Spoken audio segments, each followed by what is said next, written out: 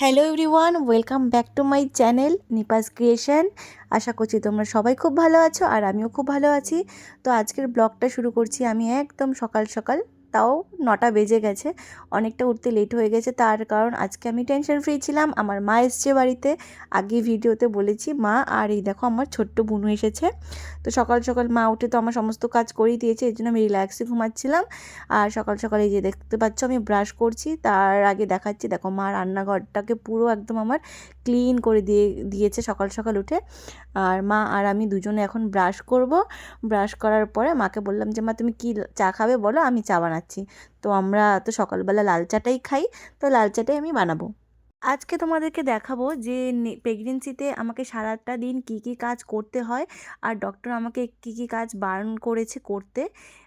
মা এসে আমাকে আমার কাজগুলো করে দেবে, যে কাজগুলো আমার করার কথা।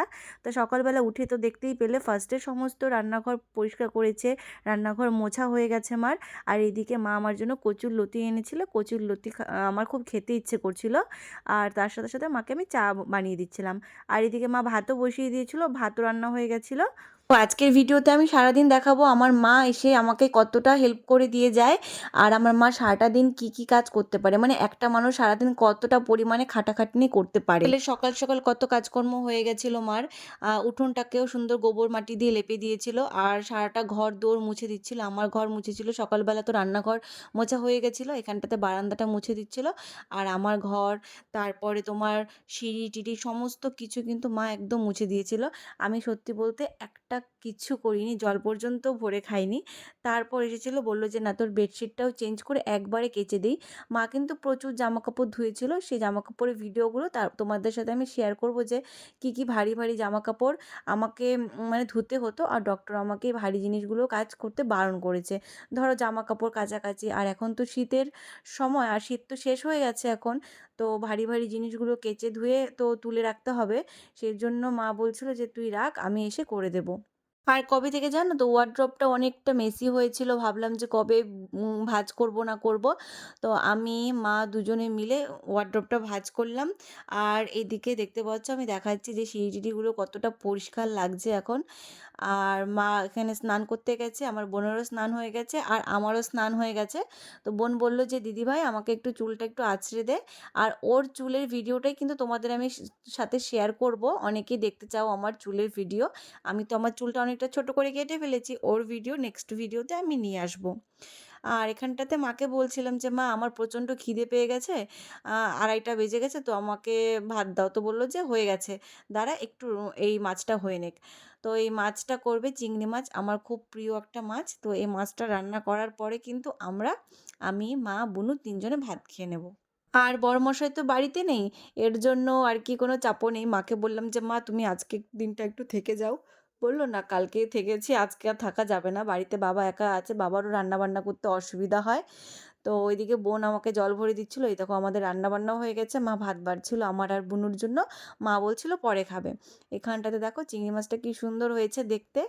আর সকালবেলা করেছিল মুগ ডাল কোয়াশ দিয়ে।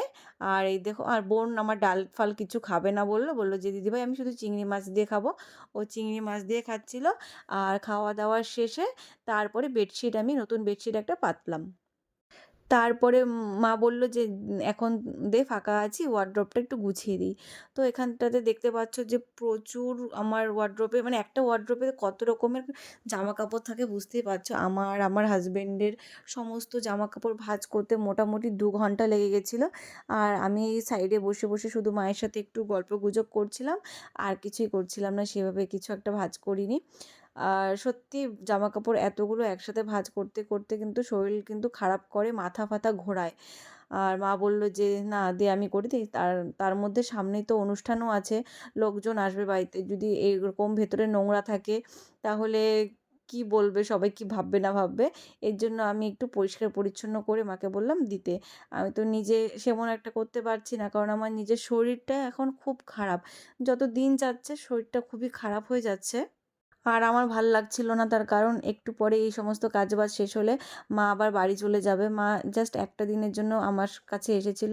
আর আমার বোনও অনেক দিন পরে এসেছিল, বোনেরও এখন টিউশন থাকে দেখে আমার কাছে আসতে পারে না। তো দেখো ওরা কিন্তু রেডি হওয়া শুরু হয়ে গেছে, ওরা এখন চলে যাবে, এখন কিন্তু বিকেলবেলা। তো বলল যে দিদিভাই আমাকে চুলটা একটু বেঁধে দে। ওর এই চুল ও নিজে না আঁচড়াতে পারে না বাঁধতে পারে, সবটাই কিন্তু করে দিতে হয়। তারপরে মাও রেডি হয়ে গেছে, তা আমি বললাম যে এখনও টোটো আসতে দেরি আছে, তো আমাকে একটু চুলটা বেঁধে দাও। তো মা আমাকেও চুল এদিকে বেঁধে দিচ্ছিল। মা ওরা কিন্তু রেডি হয়ে গেছে, এখন বেরিয়ে পড়বে। দেখা হচ্ছে পরের ভিডিওতে। আর আমার এই ভিডিওটা এটা করার কারণ যে একটা মানুষ কতটা কাজ করতে পারে আর নিজের মেয়ের জন্য কী কী না করতে পারে।